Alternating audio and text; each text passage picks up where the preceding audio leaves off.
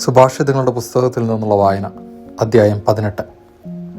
വേറിട്ട് നിൽക്കുന്നവൻ എല്ലാ നല്ല തീരുമാനങ്ങളോടും മറുതലിച്ചു നിൽക്കാൻ പഴുതു നോക്കുന്നു. ഭോഷന് സ്വന്തം അഭിപ്രായം പ്രകടിപ്പിക്കുന്നതിലല്ലാതെ കാര്യം ഗ്രഹിക്കുന്നതിൽ താല്പര്യമില്ല.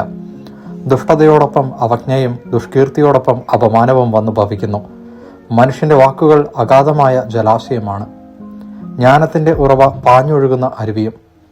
ദുഷ്ടനോട് പക്ഷപാതം കാണിക്കുന്നതോ നീതിമാന് നീതി നിഷേധിക്കുന്നതോ നന്നല്ല. മൂഢന്റെ അധരങ്ങൾ കലഹത്തിന് വഴി തെളിക്കുന്നു. അവന്റെ വാക്കുകൾ ചാട്ടയടിയെ ക്ഷണിച്ചു വരുത്തുന്നു. മൂഢന്റെ നാവ് അവനെ നശിപ്പിക്കുന്നു. അവന്റെ അധരങ്ങൾ അവന് കെണിയാണ്. ഏഷണിക്കാരന്റെ വാക്കുകൾ സ്വാദുള്ള അപ്പക്കഷ്ണങ്ങൾ പോലെയത്രേ, അത് ഉള്ളിലേക്ക് ഇറങ്ങിച്ചെല്ലുന്നു. മടിയൻ മുടിയന്റെ സഹോദരനാണ്. കർത്താവിന്റെ നാമം ബലിഷ്ഠമായ ഒരു ഗോപുരമാണ്. നീതിമാൻ അതിൽ ഓടിക്കയറി സുരക്ഷിതനായി കഴിയുന്നു.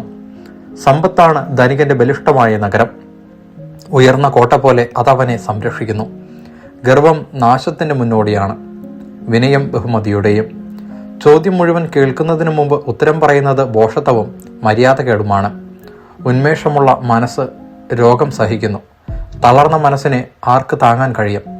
ബുദ്ധിമാൻ അറിവ് നേടുന്നു, വിവേകി ജ്ഞാനത്തിന് കാതോർക്കുന്നു. സമ്മാനം കൊടുക്കുന്നവന് വലിയവരുടെ അടുക്കൽ പ്രവേശനവും സ്ഥാനവും ലഭിക്കുന്നു. മറ്റൊരാൾ ചോദ്യം ചെയ്യുന്നതുവരെ വാദം ഉന്നയിക്കുന്നവൻ പറയുന്നതാണ് ന്യായമെന്ന് തോന്നും. നറുക്ക് തർക്കങ്ങൾ അവസാനിപ്പിക്കുന്നു.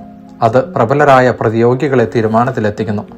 സഹോദരൻ സഹായത്തിനുള്ളവൻ ഉറപ്പുള്ള നഗരം പോലെയാണ്, എന്നാൽ കലഹം ഇരുമ്പഴികൾ പോലെ അവരെ പിടിച്ചകറ്റുന്നു. അധരഫലം ഉപജീവനമാർഗം നേടിക്കൊടുക്കുന്നു. അധരങ്ങൾ സംതൃപ്തി വിളയിക്കുന്നു. ജീവനെ നശിപ്പിക്കുവാനും പുലർത്തുവാനും നാവിന് കഴിയും. അതിനെ സ്നേഹിക്കുന്നവൻ അതിൻ്റെ കനി ഭുജിക്കണം. ഉത്തമയായ ഭാര്യയെ കണ്ടെത്തുന്നവൻ ഭാഗ്യവാൻ. അത് കർത്താവിൻ്റെ അനുഗ്രഹമാണ്. ദരിദ്രൻ കേണപേക്ഷിക്കുന്നു, ധനവാന്മാർ പരുഷമായി മറുപടി നൽകുന്നു. ചിലർ സ്നേഹിതരെന്ന് നടിക്കും, ചിലർ സഹോദരനേക്കാൾ ഉറ്റവരാണ്. ദൈവവചനമാണ് നാം കേട്ടത്.